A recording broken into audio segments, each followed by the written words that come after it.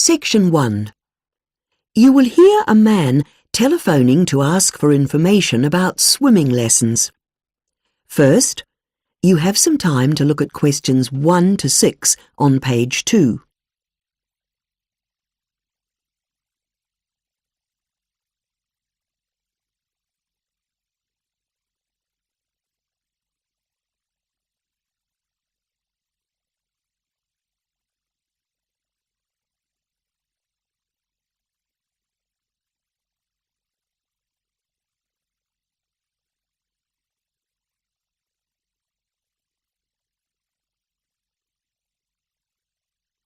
You will see that there is an example that has been done for you. On this occasion only, the conversation relating to this will be played first. Hello, City Swim School. Oh, hello. I wanted to ask about swimming lessons. That's in a class, not individual. Right. Well, we do group lessons at various levels. To start off with, we have what we call the Water Babies class.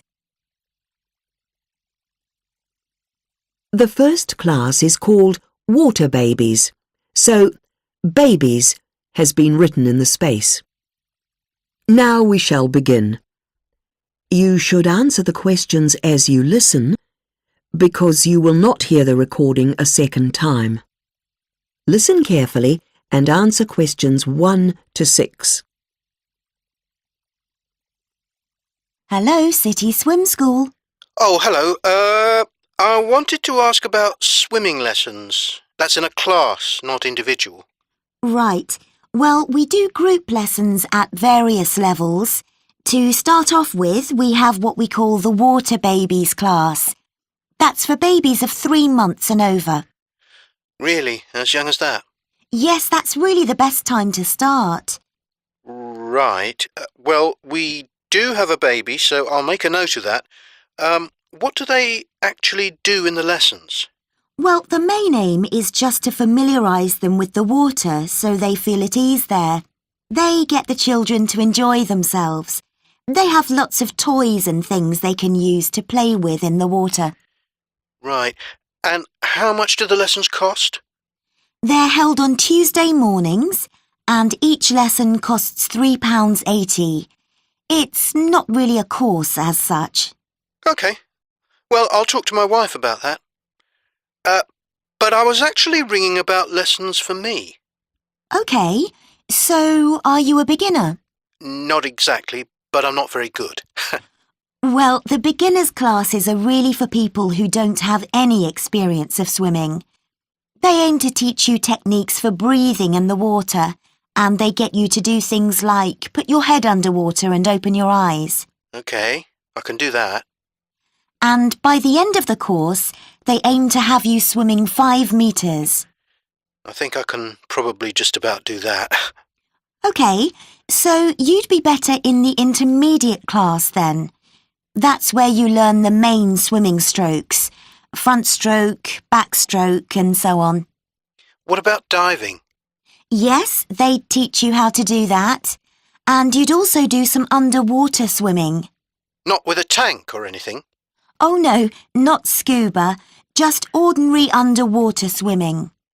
And in the intermediate course you also look at water safety, both in the pool and when swimming in other places. OK. Well, that sounds the right level for me, I think. So how much does that cost? £61 for a course. That's 10 lessons. Can you tell me a bit more about the class? How many people would there be in it? Well, the intermediate class is usually around 8 to 10. That's what we aim at, though occasionally it might go up to 12. OK, that sounds quite a reasonable size, not too many. And the class is for adults, is it? Yes. OK. And just out of interest, is there an advanced class? Yes, they focus on developing more efficient swimming techniques and on working on your speed. And they also prepare you for competitive swimming. OK. No, I think I'd want to start with the intermediate one, really. Before you hear the rest of the conversation, You have some time to look at questions 7 to 10 on page 3.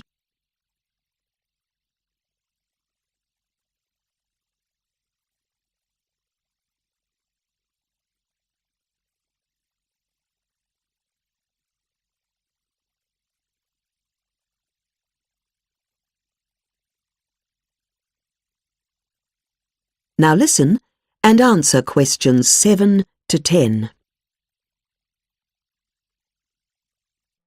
Now, is there anything special I need to know? Well, the classes are on Tuesdays and the first lesson is on January the 13th, so you need to register before then. January the 8th is the latest, but it's filling up quickly, so I'd do it straight away.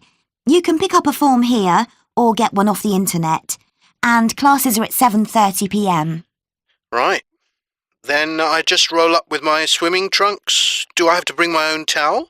That's right. We provide all participants with a swimming hat, though. Oh, I don't usually wear one. Well, we do insist on it, actually. It helps the instructor to identify you, apart from anything else. Oh, and don't forget you need a 20p coin for the locker. Oh, okay. Right, well, I've been meaning to do this for ages. I really need to get some more exercise, and everyone says swimming is good for your health. Yes, and a lot of people find it improves their confidence too. And of course it could save your life, or even someone else's. That's right. Okay, well, thanks very much. Goodbye. Goodbye. That is the end of section 1. You now have half a minute to check your answers.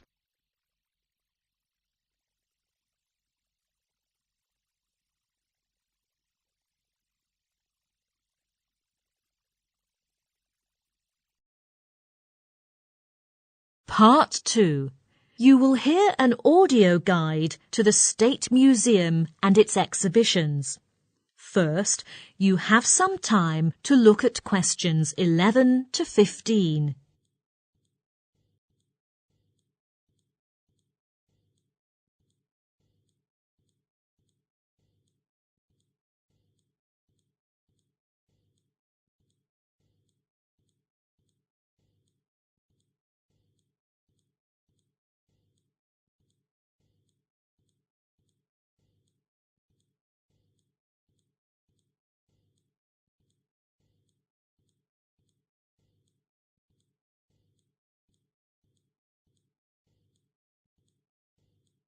Now, listen carefully and answer questions 11 to 15.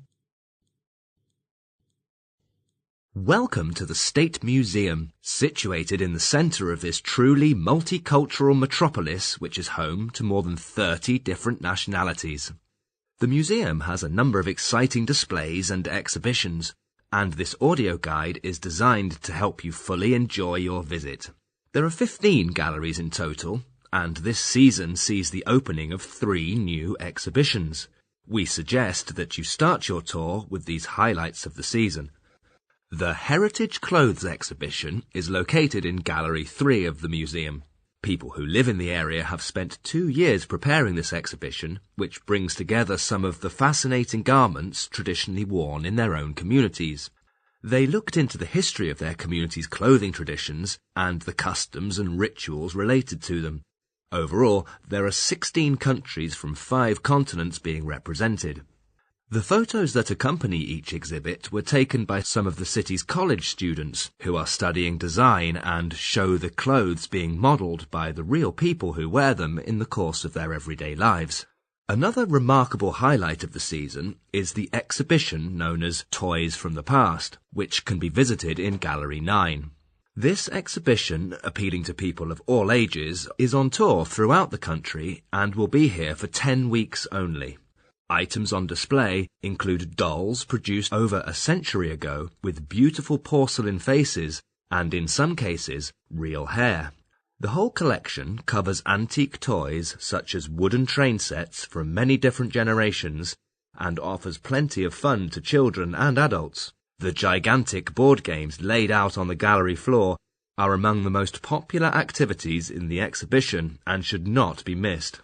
A special display of miniature toys brings this exhibition to an end.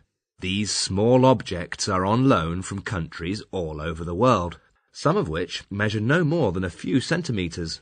There is a tiny car made from matchsticks, a toy aeroplane with the pilot and passengers made out of seashells, and some delicate mini houses no higher than 4 centimetres. Before you hear the rest of the talk, you have some time to look at questions 16 to 20.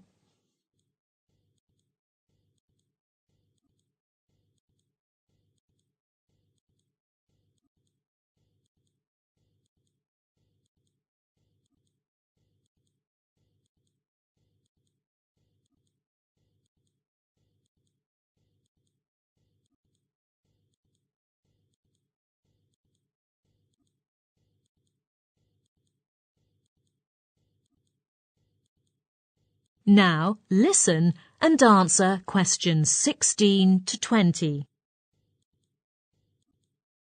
The final highlight of the season is the Biscuit Gallery, number 15. About 2 decades ago, this city was renowned for its biscuits, although today the factory no longer exists. Did you know, for example, that before biscuits were wrapped in paper or cardboard boxes, biscuit tins were fashion items? The factory manufactured round, square, triangular and hexagonal tins for a whole range of different occasions to celebrate national events, festivals, famous faces, etc. One fascinating exhibition displays people's favourite biscuits. There are sweet biscuits and savoury ones, biscuits filled with jam and biscuits filled with currants, biscuits with coloured toppings from sugar icing to chocolate sprinkles. When the factory finally closed, it announced that people's favourite biscuit was not, as you might expect, a chocolate biscuit or one filled with jam and cream, but a plain, savoury one which was eaten with cheese. When you get to the end of the exhibition, there is an entertaining, hands-on activity to fill your own biscuit tin. All the biscuits ever produced by the company are piled up on the table along with various tins. These biscuit replicas are made out of thin pieces of wood, but the weight, colours and shapes highly resemble the original biscuits. Your job is to fill the tin with biscuits, and when the lid is taken off, the biscuits are neatly placed as if the job were performed by a machine. It may not be as easy as it seems. If you would like to buy a memento of your visit, there is a museum gift shop which sells postcards, souvenirs, and handmade pottery next to the information desk on the ground floor. And finally, if you don't want to carry your coats and bags around with you during your visit, please make use of the complimentary lockers provided by the museum. Enjoy your visit. That is the end of part 2. You now have 30 seconds to check your answers to part 2. Part 3. You will hear a conversation between an art history student called Terence and his tutor about the student's plan for a class presentation. First, you have some time to look at questions 21 to 24.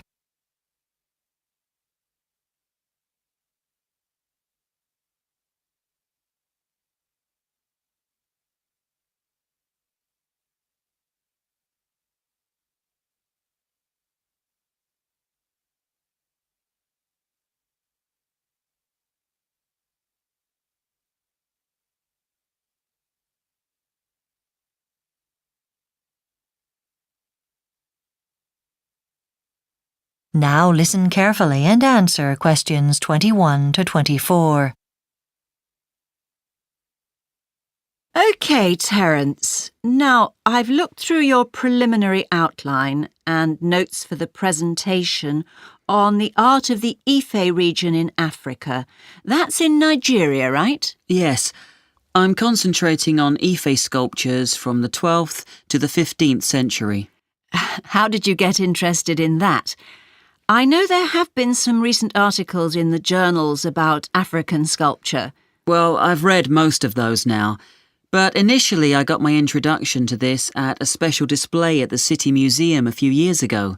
I just happened to be there and saw these works and thought they were fantastic. And I even went to Nigeria last summer to see more of them.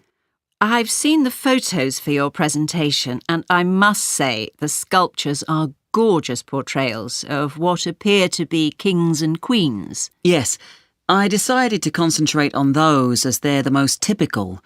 They're interesting because they're so naturalistic, unlike the abstract figures we often associate with African art.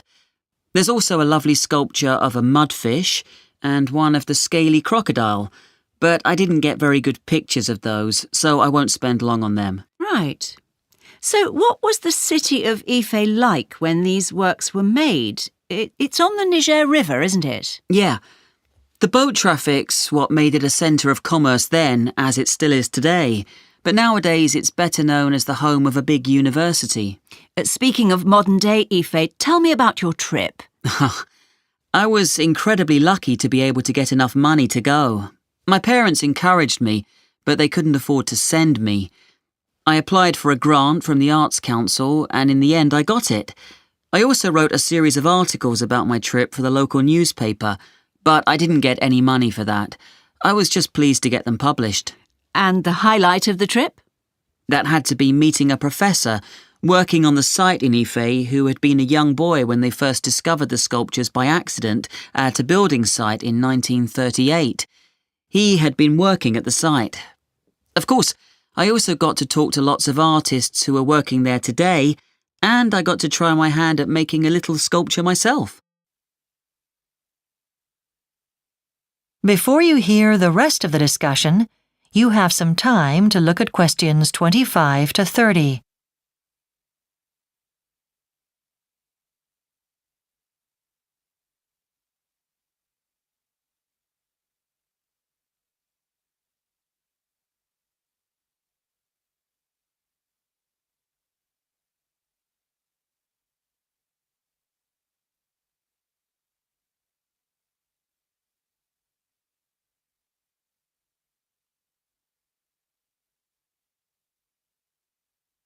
Now listen and answer questions 25 to 30. Well, let's see what you might do to improve what you're planning for your presentation. About the sculptures themselves, I think I need to add as much as possible about the details of the way they were made. Of course, I can't add anything about the artists who made them, because nobody really knows anything about them. All good points. And you've certainly said enough about what the sculptures depict, what the subjects are. That's well covered. But I'd make some bigger photos of them so you can clearly see the fine detail. OK. And I would limit my personal reactions to these works of art if I were you. I know you think they're fantastic. You're right. I'll contain my enthusiasm. What about the section of the presentation which I call history? I'd like to go into more depth about the history of that whole area, in the countries around Nigeria.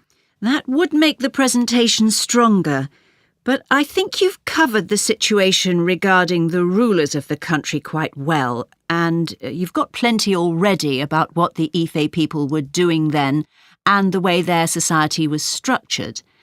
And in fact, I think you could cut out the bit about modern Nigerian history because it's not relevant. I agree, that doesn't fit.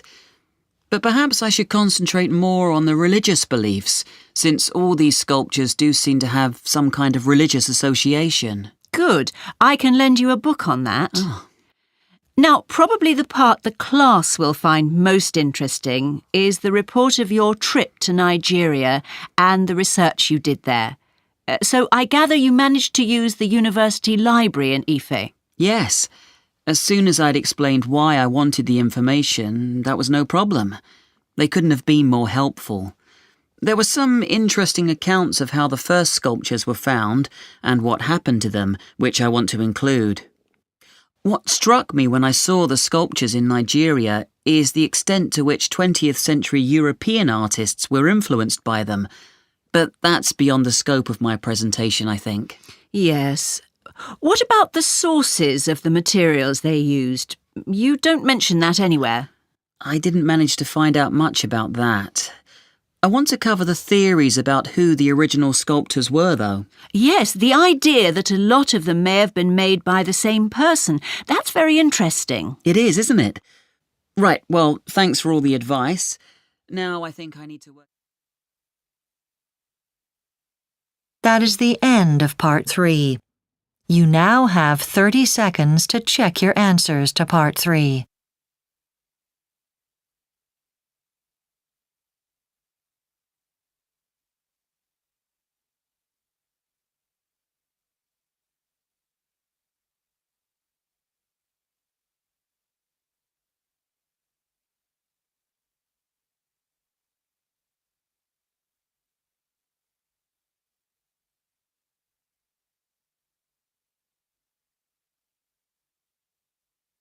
Part 4.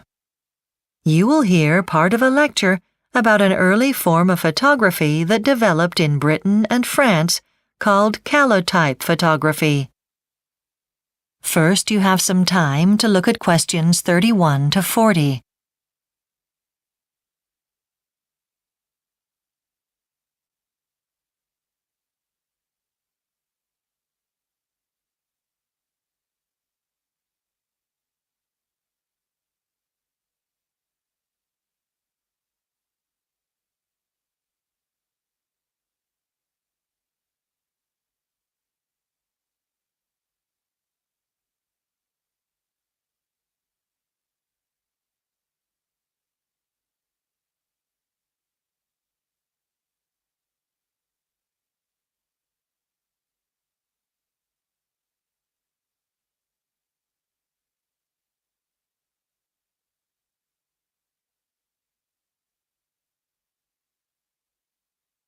Now listen carefully and answer questions 31 to 40. Morning, everyone. Welcome back to this series of lectures on the development of photography. Last week, we looked at a type of photography called daguerreotype, the first commercially successful photographic process. Today, we're going to look at how this was gradually replaced by a technique called calotype. Daguerreotype was a major breakthrough, but there were problems with it. In particular, because the image was produced on a copper sheet, it was expensive to create each photograph. As a result, during the 1840s, a man named William Talbot began looking for an alternative approach. Talbot eventually became an influential figure, but he always said he was not a professional photographer. In fact, he trained as an artist. His greatest interest was painting, and he only became involved with photography as a secondary interest. Talbot spent many years trying to solve the problems associated with daguerreotype photography. He tried a number of different approaches, and it took some time to find a successful alternative. But in the end, what he did was, instead of producing each photograph on a sheet of copper, he produced them on paper, and at the time, this was a great advance. Talbot's technique, which he called calotype photography, had other advantages as well. Maybe the most important was that the pictures themselves weren't as sharp as the ones produced before. The sharpness had been a problem because it distorted everything. But this new calotype process produced images that were realistic compared to all earlier photographs. Calotype photography was invented in Britain, but it was also popular with French photographers. The 1850s were a time of rapid development in France, and photography was used to record these changes. One example of how important photography had become occurred in 1851, when the French government established a society to promote the interests of photographers, something that hadn't happened before.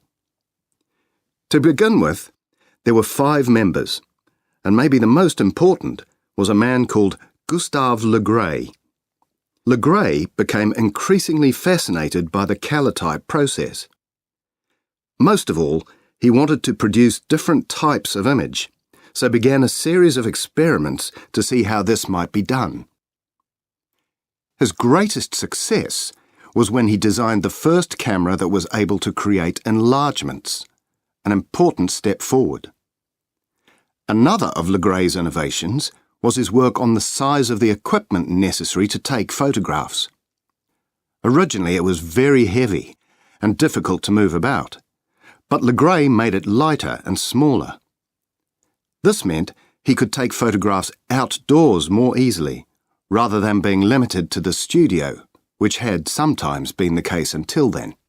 Legray produced numerous photographs during this period and was highly regarded among fellow photographers.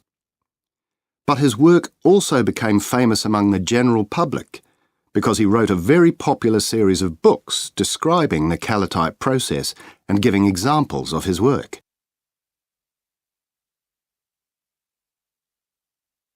The simple fact was that people liked photography. They thought it was reliable, especially compared to drawing, where the human hand might alter or exaggerate things. This had various consequences, one of which was that photography was now often used to record the huge program of renovation work of historical buildings in France during the 1850s. The camera doesn't lie, so people said. As a result, the calotype process was admired not only by photographers, but increasingly by the government and by mainstream society. However, debate still remained about whether photography could truly be called an art form like sculpture or drawing. Certainly, although the public liked it, in the opinion of critics, photography could not be compared to other established forms of art. So, in summary, what can we say about calotype photography during this period? One thing to re-emphasise is that the 1850s were a period of great development in Britain and France. The culture in both countries admired all new technological advances, and photography represented these ideas because it was considered to be a science by most people. However, photographers didn't stop experimenting with new materials to improve the quality of their work. Most of all, they were searching for ways to make images more permanent because calotype photographs tended to fade over time. And in the end, they found that if the image was produced on glass, it lasted much longer. So calotype photography was slowly replaced by other techniques which had greater longevity. That is the end of Part 4. You now have 1 minute to check your answers to Part 4.